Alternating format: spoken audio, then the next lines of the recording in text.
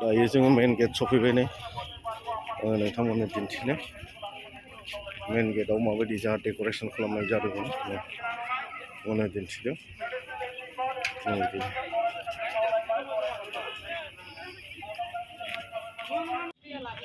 दायो सिंनि नुथायखौ नोंथांमोननो दिन्थिलांगोन नायलांबाय थादो आं दायो एन्ट्रि जाबाय आरो नै सिङाव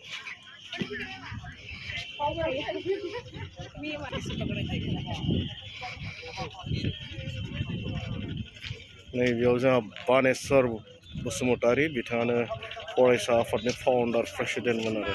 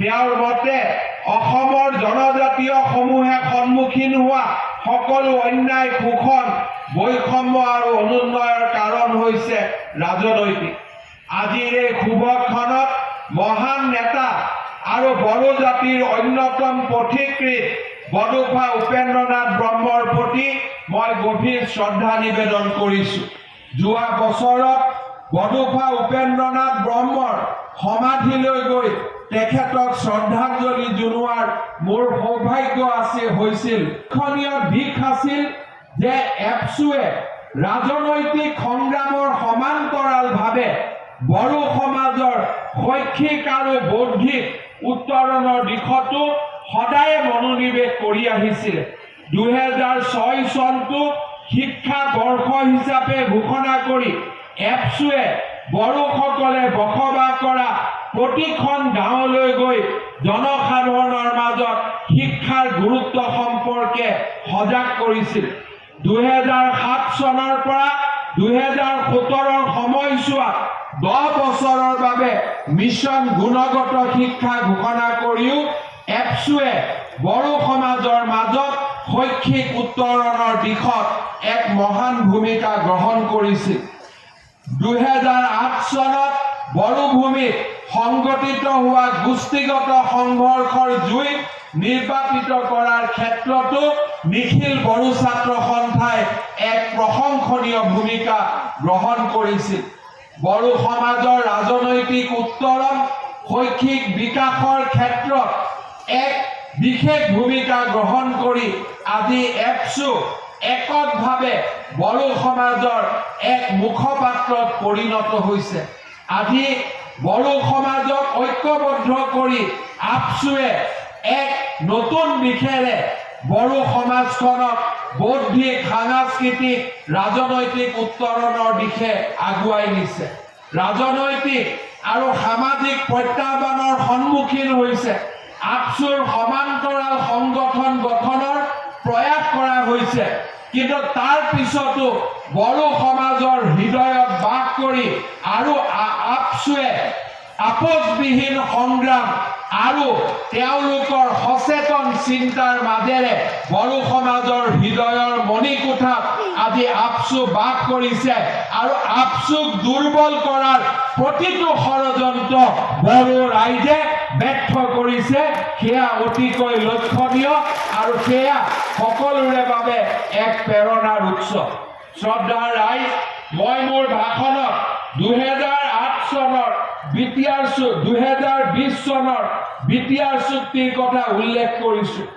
আমাৰ চৰকাৰে এই বিটিআৰ চুক্তিক ৰূপায়ণ কৰা, স্বাক্ষৰ কৰাৰ পিছতে এই চুক্তিৰ প্ৰতিটো দফাক আখৰে আখৰে ৰূপায়ণ কৰাৰ বাবে আমি নিৰলস প্ৰচেষ্টা চলাই আহিছো। বড়ো ভাষাক সমগ্ৰ ৰাজ্যখনতে সহযোগী চৰকাৰী ভাষা হিচাপে স্বীকৃতি দিয়াই হওক, বড়ো মাধ্যমক দ্বাদশ শ্ৰেণীলৈকে শিক্ষাৰ মাধ্যম হিচাপে নিৰ্মাণ কৰাকে হওক, শোণিতপুৰ জিলাৰ বা অসমৰ আন বনাঞ্চলত বাস কৰা বড়ো লোকসকলক বনভূমি আইনৰ অধীনত ভূমিৰ পট্টা প্ৰদান কৰাকে হওক বা বিটিআৰৰ সীমা গহপুৰলৈকে অংকন কৰাৰ ক্ষেত্ৰতে হওক, আজি আমাৰ ৰাজ্য চৰকাৰে আপচু আৰু বিটিআৰৰ নেতাসকলৰ সৈতে নিৰন্তৰভাৱে কাম কৰি বড়ো সমাজৰ আশা আকাংক্ষাক বাস্তৱত ৰূপায়িত কৰিবলৈ চেষ্টা কৰি আহিছে। যোৱা কেইটামান দিন আগতে 26 জানুৱাৰীৰ দিনা গণৰাজ্য দিৱসৰ পবিত্ৰ মুহূৰ্তত তিৰংগ পতাকাৰ তলত থিয় হৈ বিটিআৰৰ 60খন শোণিতপুৰ জিলাৰ অবিভক্ত শোণিতপুৰ জিলাৰ 60খন গাঁৱক বিটিআৰৰ লগত সন্নিৱিষ্ট কৰি বিটিআৰৰ সীমা গহপুৰলৈকে অংকিত কৰাৰ ঐতিহাসিক সিদ্ধান্তই বড়ো সমাজৰ ৰাজনৈতিক আশা আকাংক্ষাক পূৰণৰ ক্ষেত্ৰত এক বিশাল পদক্ষেপ বুলি আমি নিশ্চয় গণ্য কৰিব পাৰোঁ। এই সমগ্ৰ সময়ছোৱাত আপচুৰ নেতৃবৰ্গই অসম চৰকাৰক যি সহায় আৰু সহযোগিতা আগবঢ়াইছে তাৰ বাবে মই তেওঁলোকৰ ওচৰত কৃতজ্ঞতাৰ পাত্ৰ। অতি কম সময়ৰ ভিতৰতে বিটিআৰৰ 10খন বেচৰকাৰী কলেজক প্ৰাদেশিকৰণৰ বাবেও ৰাজ্য চৰকাৰে সিদ্ধান্ত গ্ৰহণ কৰিব। অৰ্থাৎ বিটিআৰৰ এটা এটাকৈ থকা চুক্তি আমি আখৰে আখৰে পালন কৰিবলৈ প্ৰতিশ্ৰুতিবদ্ধ। মই আজিৰ সভাত আপচুৰ নেতৃবৰ্গক অনুৰোধ জনাম যে বড়ো চুক্তিৰ সমান্তৰালভাৱে বড়ো সমাজক অৰ্থনৈতিক সাংস্কৃতিকভাৱে আগুৱাই নিয়াৰ ক্ষেত্ৰত আমি আন এক নতুন আন্দোলন কৰাৰ সময় আজি সমাগত। এই বড়ো ভূমিয়ে হওক, অসমৰ সমগ্ৰ গোটেই ৰাজ্যখনতে সিঁচৰিত হৈ থকা বড়ো লোকসকল হ'ল পৰিশ্ৰম আৰু কষ্টৰ এক পৰাকাষ্ঠা বুলি ক'লেও ভুল কৰা নহ'ব। দিনে ৰাতিয়ে পৰিশ্ৰম কৰিব পৰা সাহসী এই বড়ো জাতিয়ে অসমৰ অৰ্থনীতিলৈ এক বিশাল বৰঙণি আগবঢ়াব পাৰে। অসমৰ কৃষি অৰ্থনীতিত, অসমৰ হৰ্টিকালচাৰ ছেক্টৰত হওক, অসমৰ এগ্ৰিকালচাৰ ছেক্টৰত হওক আমাৰ বড়ো জনজাতি লোকসকলে এক মহত্তম বৰঙণি আগবঢ়াব পাৰে।